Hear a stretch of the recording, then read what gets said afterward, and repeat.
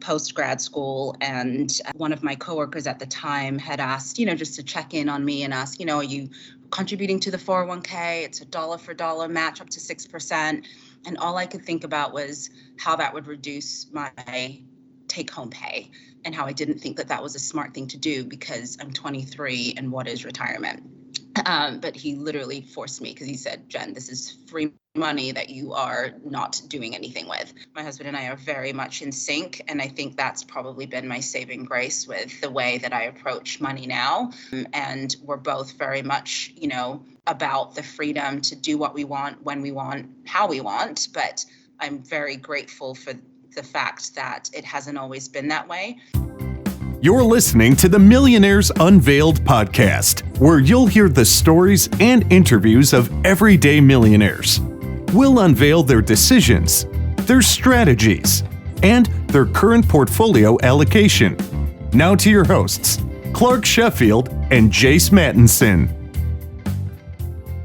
Welcome back to another episode of the Millionaires Unveiled podcast. This is episode number 268. Just a shout out to our Australian and I guess all of our listeners there kind of in the South Pacific. Just got back from a trip visiting Australia and New Zealand, and we've got beautiful countries. Definitely gained a new perspective, especially those that live in and around some of the big cities, Auckland and Sydney, in particular, in Brisbane. Did not visit Melbourne, but did make it up to Cairns. So great trip. Definitely gained a new perspective. I know we've got quite a few listeners in those parts of the world, and we'll definitely probably respond to your questions and emails with a different eye, different lens than maybe we did before. Lots going on in the financial markets, so to speak. We had a ridiculous rally, and markets been all over with the elections last week. It still seems like we're kind of at a too close to call all the way, whether it's going to go one party or the other at this point. In the Senate and the House, so it'll be interesting to see how that plays out and how their markets respond there. And then we've had quite the upheaval in the crypto markets as well. In fact, it's somewhat sad to see some of the things taking place there with some of the companies. So it will be interesting to see and watch that unfold and see how that might play into the bigger picture.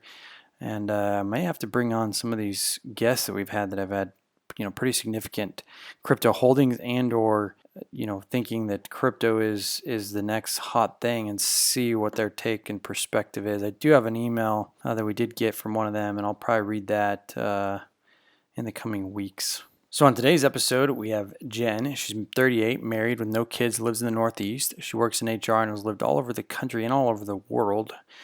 Growing up that way.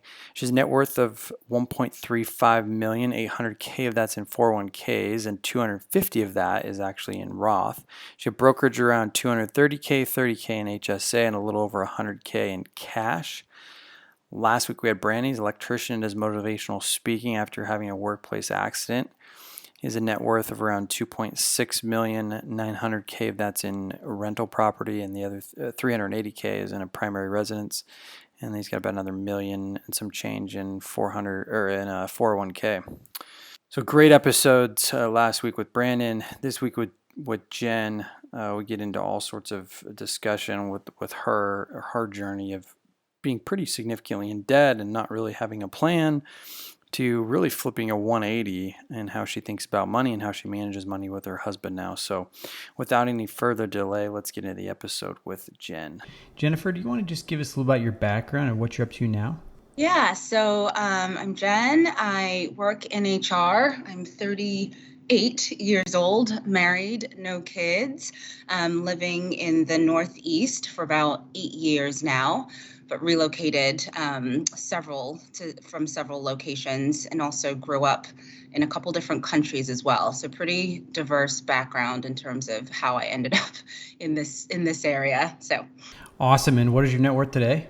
It is $1.35 million. Great. And how is that broken up? So a good over 80% is in retirement accounts. We have about just under 800,000 in 401ks. 250 of that are in Roth accounts. And then we have a brokerage that is about 230. about 18% of our overall net worth. My husband has a pension that's about $10,000. We have $30,000 in an HSA, and we're also sitting on about $110,000 in cash. So quite the diversification, at least between retirement accounts, brokerage, cash, etc. How much of the money in retirement accounts is invested in, stocks and, mutual funds, i.e. equities? Most of it, we just do target date funds with the 401k, so pretty basic and simple, just target date. Interesting. So, in fact, Clark, I don't know that we've actually discussed target date funds on the podcast. So, you do have a little bit of bond allocation in some of those target date funds, especially, yes. I guess, probably being in your late 30s. Is it probably about 80-20 right now, or 70-30? I would think so. So I'm pretty hands off when it comes to that, literally just to make it easier for myself too. So that's usually how my husband might be a little bit more sophisticated in his allocation. But for me, that's typically how I've managed the 401k side of things. And then I'll have him check and just make sure we're rebalanced accordingly. So you've always done the target date funds then? Yes. And was that mainly just to be somewhat hands off? 100%. I have not been very involved in the financial realm, and especially in my finances. I've had a lot of debt in the past that I've had to overcome, and just really bad habits when it comes to spending. And I know that as I've gotten a lot better at this and taken a much more invested approach in money and savings and all of this, I'm a little bit more aware of where our money goes. But when it comes to 401k, I'm pretty hands off, and I just want to make sure we're doing the right thing and letting the market do what it needs to do. And the plan is to continue with the target date funds? I believe so until we might discuss other elsewhere, but for the most part, that's what we're doing. Gotcha. So the money that's in the brokerage account, how do you invest that? So majority, about I would say 50% are in ETFs. We're in Charles Schwab, so just basically, I think 40% of that, 50% is sitting in the total stock market. We have about 5% in small cap investments, like an ETF, and then 2% in emerging markets.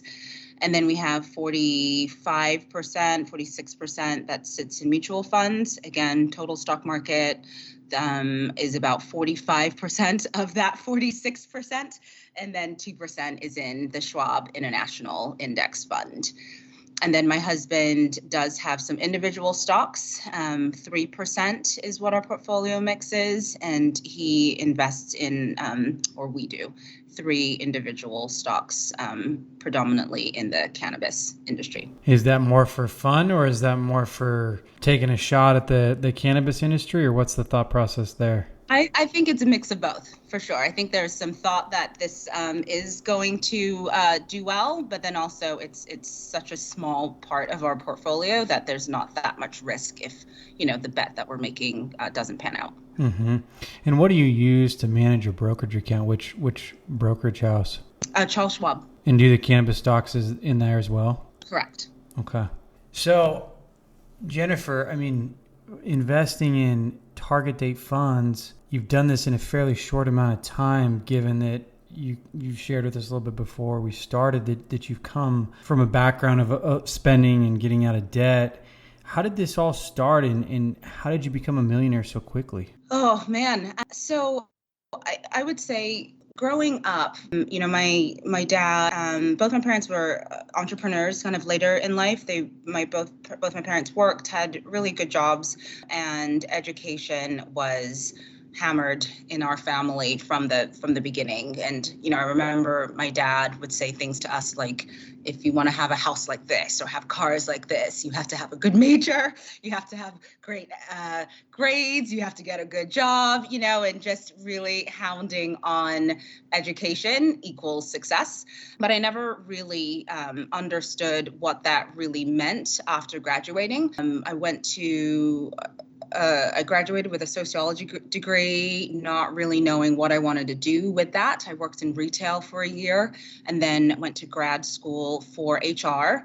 And quite frankly, I picked HR because I literally couldn't figure out what job I wanted to do. So I thought I'll just help other people try to figure out their careers and recruit them into jobs. And it ended up working out whereby I just ended up falling into that function and really finding my niche there. And over time, even though I had been making a pretty good income post grad school and working, I really had no concept of savings and retirement. I was, 23 years old post grad school, and one of my coworkers at the time had asked, just to check in on me and ask, are you contributing to the 401k? It's a dollar for dollar match up to 6%. And all I could think about was how that would reduce my take home pay and how I didn't think that was a smart thing to do because I'm 23 and what is retirement? But he literally forced me because he said, Jen, this is free money that you are not doing anything with. And that's what started the kind of investing journey. But that also started me not really knowing what I was doing when it came to 401k and investing, which is why, my approach was just I'll have somebody else tell me what to do and just sit it in the account and forget it. And I left that position 3 years in with $30,000 in my 401k, and I rolled that over into a Roth, and I just opened Charles Schwab. No real purpose for that. They might have even been the fund manager. I don't even remember at the time, but I picked them. And I remember the financial advisor asking me, are you conservative? Are you aggressive? You think your income will go up as you age? I was like, yeah, I think my income will go up from here, but I'm pretty conservative. I don't really know how this works. I don't understand any of this. And so he put me in a really conservative fund. When I look back, 23, I met my husband at 31. And when we started, looking at each other's, finances and whatnot, and he was like, this money has literally grown by $2,000 in the course of 7 years. And he rebalanced that into something more aggressive. And I remember in 2-3 years, I was sitting at like 90,000. And I was like, oh my goodness, I've been doing it all wrong. I had no idea just, how it felt, especially at the time, very intimidating, very overwhelming. And from that time and having someone else to be able to bounce off, ideas around how to think about money and how it can work for you. I really didn't start getting into that literally until I met my husband 8 years ago. I have been really, really conservative and not just trying to put money away and not thinking about it. Interesting. So where did he have an understanding of this and a background from, in finance and whatnot? Yeah, so he studied finance in undergrad. He worked for a major bank doing, analytics, like I said, and I think he had just a pretty general good understanding of finance, and so it was helpful for me and for us to really be accountable and really honest with one another in terms of just, how we approach money, what our thoughts are around savings and spending. And, he's definitely more of not a spender. And I think I absolutely in the past had much more of a consumerism mindset, and for nothing that I can show for it whatsoever besides a closet full of clothes and shoes. Like, it was absolutely ridiculous. And I think, after getting myself into some pretty bad consumer debt, plus he had student loan debt from going to a private Catholic college. So together, we were sitting, when we started tracking our finances, which was shortly after we got married. I mean, we did it before, but we didn't put things to paper until shortly after we got married in 2016. And we were sitting at $140,000 in debt. And 50% of that, if not more, was just me and consumer debt and a little bit of student loans. It was really, really bad. And we just had to really have a come to Jesus moment, if you will, and just talk through. And the way he framed it to me, which was what just kind of set me straight, he was like, you're on the path to being bankrupt. Like, that's just how it's going to work. You will be bankrupt. And I was like, I can't make this kind of income and be bankrupt. It's ridiculous. And so that's when we started to track all of our expenses and our spending. And, I did things that I would never recommend, but for the situation that we were in, I had to take a loan against my 401k. But we were also really aggressive in how we paid that back too. But it took us probably a year and a half or so of really aggressive tracking our spending and putting money towards all of our debt before we got out of debt. And, for him and for both of us too, not having that loom over you, especially if something were to happen with our jobs, or just the freedom of knowing that you don't owe anyone money and you can actually invest in yourselves and your future, that was the golden star that I was just looking for and waiting to happen. And over the years, as you look back, it's amazing to have the money that you were putting towards consumer or student loans just go directly into your pocket. Did you turn off the investing when you were paying off the debt? We started maxing out. Neither one of us were maxing out our retirement accounts. I was doing the minimum just to get the company match. I think he was probably doing a similar approach. And so we did start with max out 401ks, number one, we opened up an IRA, joint IRA and a Roth. And so we maxed that out each $6,000 a year, and then pay down debt. So that was the approach that we took. And basically just scaled back the spending like crazy? Correct. Yep. It was very hard. Yeah, I can imagine. For example, when we were engaged, we also realized we can't have a wedding that we think that we want to have. I could not bring myself to spend the cheapest, especially in the Philadelphia area, that I could make a wedding happen would be like $30,000 to $35,000, and we didn't have it. And I said, nope, we're going to have a really small 30-person wedding. We did it in a restaurant in the backyard, and it was amazing. Just a dinner with family and a few friends, and it cost us $6,000 cash.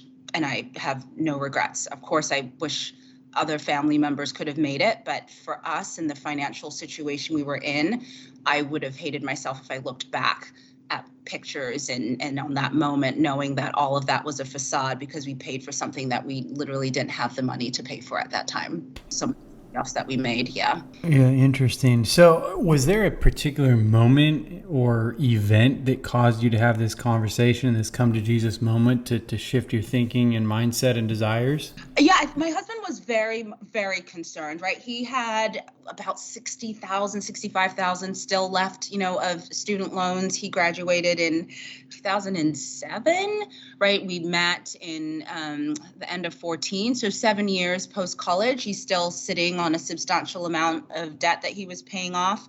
I was on a 10-year plan, straight out from undergrad, and, really proud to be in my early 30s and be done with my student loan debt. But putting $500 a month, which is what I was doing, to that, when I had consumer debt with interest rates substantially higher, right? It didn't even make sense to me to, reallocate the way I was paying off debt. I just was so focused on student loan, get rid of that, and not thinking through my credit card. So our strategies were so different. He was very patient and just really educating me on how we should really think through tackling this and why mathematically. He's just very straightforward. My approach isn't working and hadn't been working. And, he's very detailed and has spreadsheets and all of that. So he built, a whole amortization schedule and an approach around what we need to do, how and when. And I put it in his hands. I trusted him, and we were both committed to getting out of debt. Neither one of us felt good about the situation that we were in. And it was definitely that moment of, both of us feeling like we would not be able to get out of it if we were continuing on the path we were on, especially knowing that we made pretty decent salaries. It was just not sustainable. So it's pretty remarkable, though. Basically, in 5 years, you went from negative 140 to a millionaire. Is that correct? That is correct. So walk us through that. How do you make a 1.3, call it, flip in 5 years? Yeah. So I definitely, think that we are lucky in the sense that we do have very good paying jobs. And over the course of the years, for me particular, I have always felt that, at some point you either need to, decrease your spending or you increase your top line.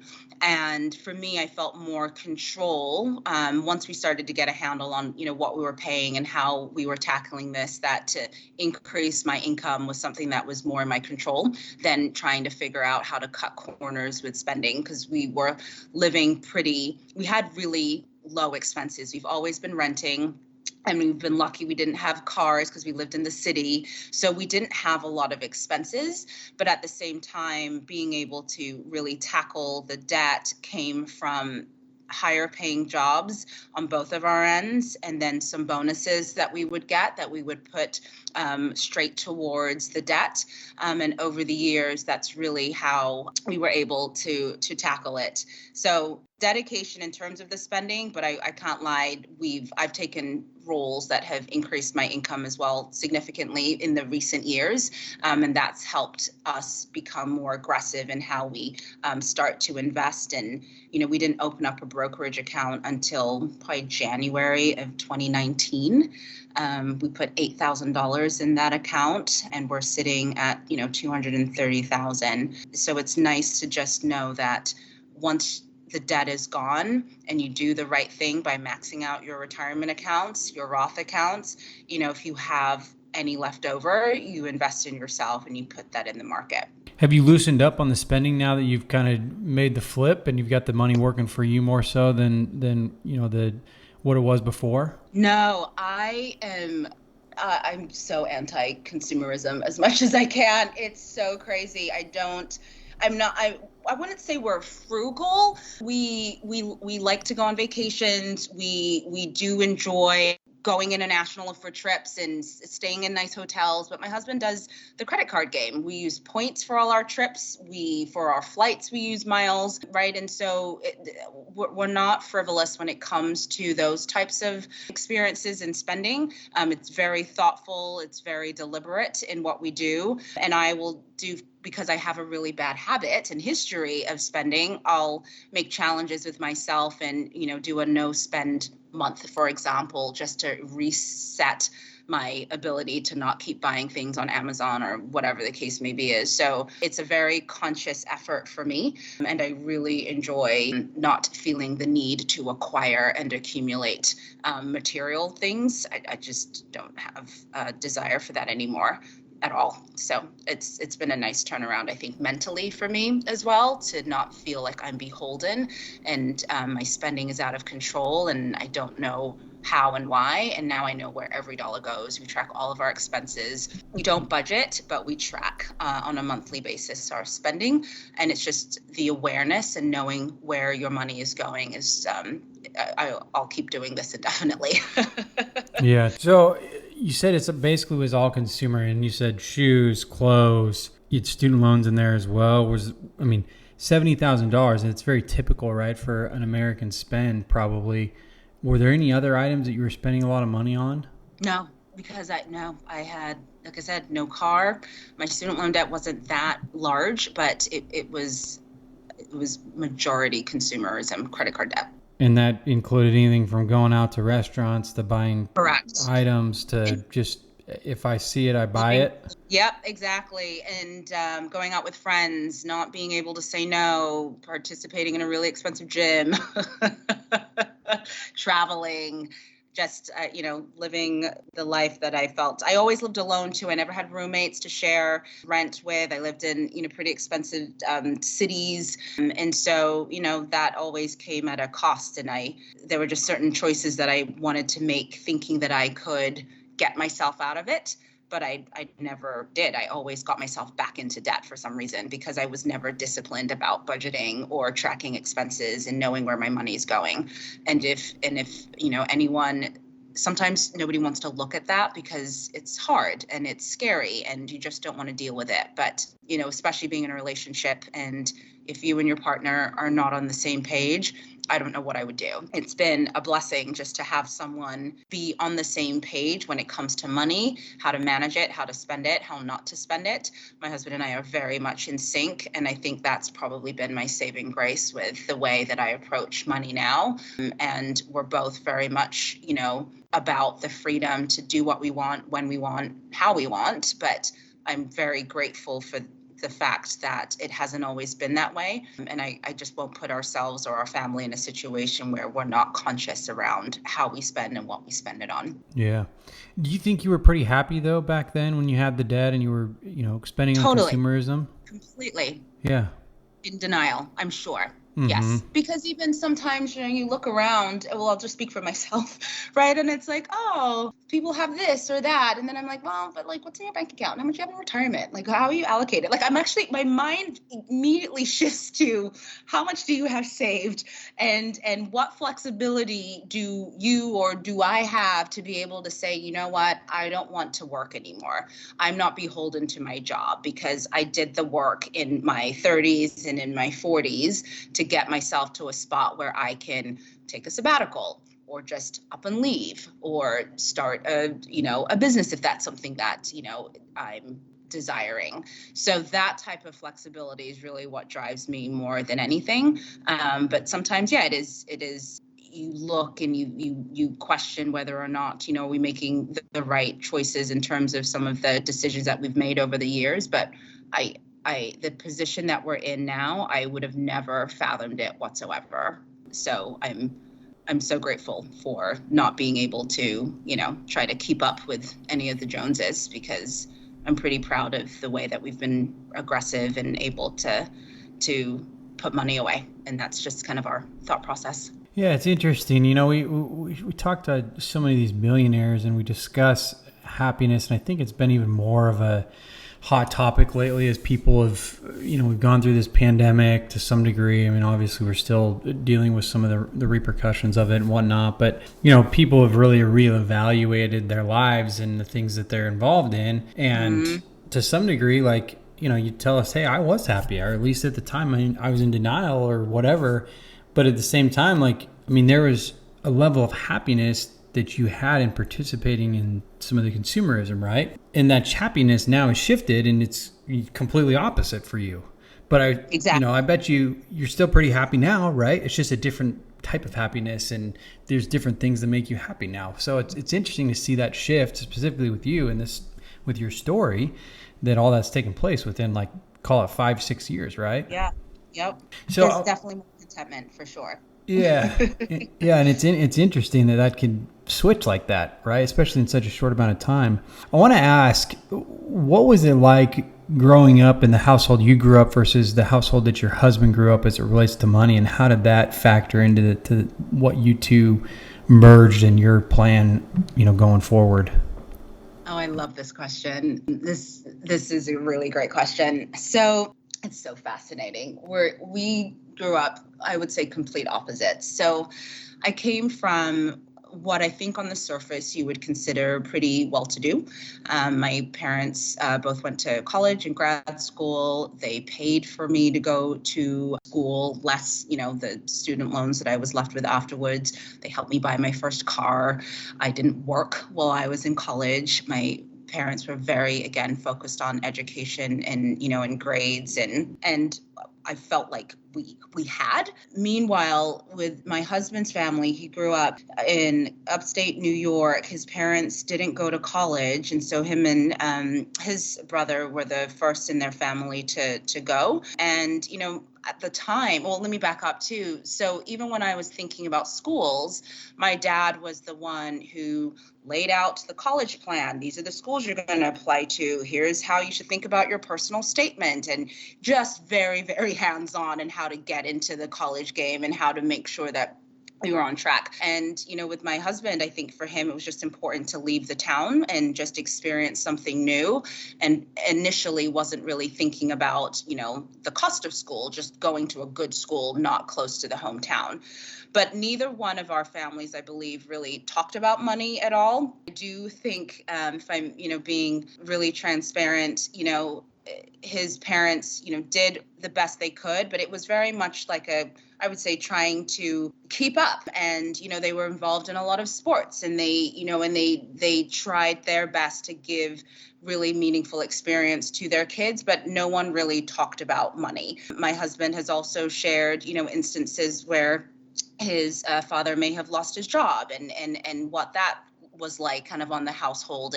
And that was something that, I haven't really experienced. And so some of that instability, I know for him, makes the thought of having debt and not having a buffer and, money for a rainy day really front and center. And I think, when we met and meanwhile, right, I'm more of, at the time I was at least, living for the moment, living for the day. My parents always bailed me out if I had issues. And so the concept of discipline for me was lost on me because I always felt like I had a safety net. And so getting together, I think, making sure that for us, we're taking care of ourselves and we're not able to rely on anyone, be it our jobs, our families, right, that we can take care of ourselves was really important to both of us and to him especially. And that's what really set the tone for me to just get my life in order. And it was, I was all about it. And I think having those disparate backgrounds and yet being able to have the same goal is a really beautiful thing. Yeah, it's interesting how that's shaped you and then where the two of you have gone together. So at this point, Jennifer, where do you go from here? Yeah, it's a great question. So, there are a couple of things that I think about. I feel like we're really, really heavily leveraged on the traditional 401k. So I'm not going to lie, I get nervous, that that's going to grow at an amount where the money that you end up paying on taxes is going to be pretty detrimental. So part of me is just thinking through how do we start to get more money in Roth accounts. So that's one of the strategies that's important to me as we continue to go on. Our brokerage account is definitely another area that, I'm looking forward to seeing grow over time. And then on the short term, we are looking to hopefully start a family and buy a house. And that's why we're sitting on a lot of cash. So we're save some cash for the down payment and home stuff. So that's kind of the short term, really just making sure that the strategies around our retirement accounts make sense because, good 85% of it is, I would say maybe 40% of the overall 980 that we have is just sitting in a traditional, which I always get a little worried about because you never know what the future's going to be, but with tax rates and all of that. But what's the plan going to be for getting more into the Roth? So what we've done, and just because of I'm so interested in this area and just talking about just strategies with my husband now, it's hilarious that he's like, you always listen to financial podcasts, and I do. I'm fascinated by this, and I work in compensation in HR, and so I actually get geeked out a little bit when it comes to tax strategies and retirement. So I do think it's important for him to start putting more money in Roth 401k accounts. But he also, thinks it's important that we try to minimize our tax liability as well. So we're not on the same page with that strategy, but at least, we're starting the moving the needle on more Roth accounts. And then, that's really what it is. We're going to continue to max out, continue to try to funnel more money into after tax accounts. You have plans for early retirement at all? Oh, my husband does. I don't. I mean, maybe in my early 60s, but he's very much on this 55 plan. And he's barely 36. He's got a 20-year plan then? He has 100%. He's ready to be done. So we'll see. Well, Jennifer, I want to wrap up with some rapid fire questions, then we'll get into final words of advice. What's the most expensive meal out that you've paid for? About $500 between the two of us. Okay. What's been the most expensive vacation or experience that you've paid for, and where did you go, or what did you do? Oh, the most expensive. Well, that's going to be tough because I know what they would be if we paid money for them, but usually there's a mix of points in cash. So $25,000 was, what was that, Dubai trying to think. We've also done some European trips that were obnoxious, but again, points, and that was mainly how we paid for it. But I would say about $25,000 if retail Yeah. would be one of the most expensive. Why do you say it's obnoxious, the European ones you've done? The hotel, they're just so lavish. Like, these are like $1,000 a night, 5-star, Ritz Regis type hotels. So there's just a lot of opulence, but it's fascinating. And it's amazing to know that, you walk in and you're like, thank you for being a Hyatt whatever member, or you know what I mean? And it's, and I'm like, people actually pay cash for this? Or the same thing with flying first or business class. It's like people would actually spend $4,000 on an airplane ticket. Like, who does? That's just, I can't conceptualize that. But, my husband is really, really diligent about the points game. And he has, again, his spreadsheets, and he tells me which card I need to use to make sure we get the points. And I just oblige. And we're able to fund our vacations that way. And travel is super important to us. So Is that what's most worth spending the money for you? yes, I think so. What's on the bucket list that you haven't been to yet? Oh, the bucket list, what I would say would probably be what ended up getting canceled because of the pandemic. We were supposed to go to Japan, and that in May of 2020. So that was disappointing. And then a few European trips that we just haven't yet explored. But Europe's always close enough by. It's just those long haul flights, that as we get older and, if we start a family too, that makes it a bit more harder to be able to take on. But Japan was going to be, I think, a really cool trip. And do you always use the points to fly first class or business class? We do. I again, I'll just say it, but I just don't think I could do economy anymore on a long haul flight. Don't get me wrong. If I'm once you go there, it's hard to go back. It is. Good stuff. What's the most expensive car you've ever purchased? The car that we have today. So we moved out of the city into the suburbs, and I just kind of let my husband have it for his birthday gift. But we have an Audi S Q5. Was that the dream car? I don't know if it was a dream. My husband, he's into cars a little bit. I knew we needed a mid-size SUV, and he was very adamant that it needed to drive like a car and have a great engine. So I said, all right, you just pick what you need. And next thing you know, we get the top of the line. It's like a $70,000 car, which again, I think is ridiculous. But we have no kids, we have no debt, right? Our car actually has gone up in value, which is insane. So it's a fun 3-year lease. And, again, one of those things that for us, very affordable in terms of when we think about our total spending and our, overall budget.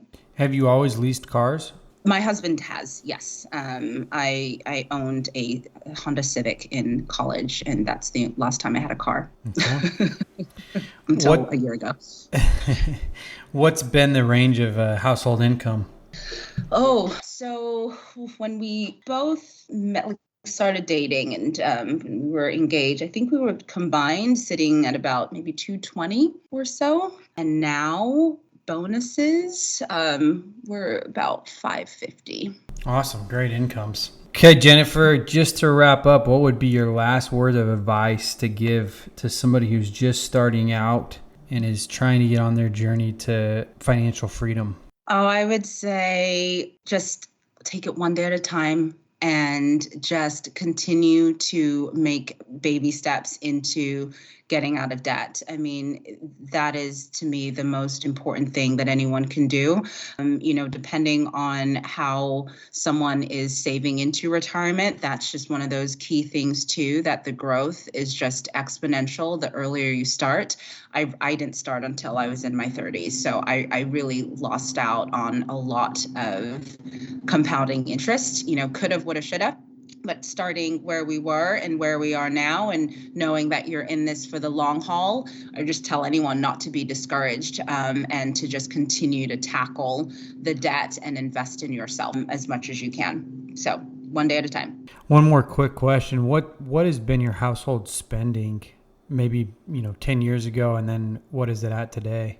Oh, well, I never tracked my spending 10 years ago. So I was spending probably more than I spend now. That's gosh, probably I would say maybe 7-8 years ago when we first starting out. Oh gosh, I'm gonna just speculate. Maybe it was about like 5,000 a month or so. But again, we weren't the greatest at tracking that. But now, on a being pretty disciplined, we spend, and also spending more than we need to, just because we're not as frugal because we don't have to be, and we like experiences. We're probably hovering anywhere between 9,000 and 10,000 a month. Okay.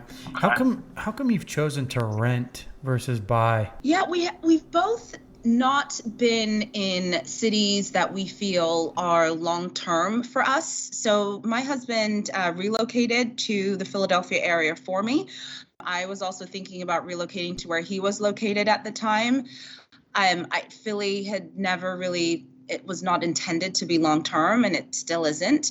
And I think having low expenses has been one of the key successes to our journey, because we don't have money tied up in a mortgage and home expenses. And it's allowed us to be able to funnel money to a brokerage, I have an ESPP as well. I forgot about that. It's about 10,000. So just little things that allow us more flexibility. And like I said, we're saving a lot of money in cash to own a home. And so that would obviously drastically affect our overall net worth. But in the meantime, the flexibility that renting has provided us, as well as the low expenses on our rent, has just been key in allowing us to save money. And are you going to buy a house in cash? No, 20% in cash. Just 20%? No way. Okay. Awesome, Jennifer. Net worth of $1.3 million. Thanks for coming on the show today. Thanks for having me. Thanks for listening to the Millionaires Unveiled podcast with Clark Sheffield and Chase Mattinson. For more stories, investment opportunities, and information, check out our website at millionairesunveiled.com. See you next time when you'll hear from another everyday millionaire.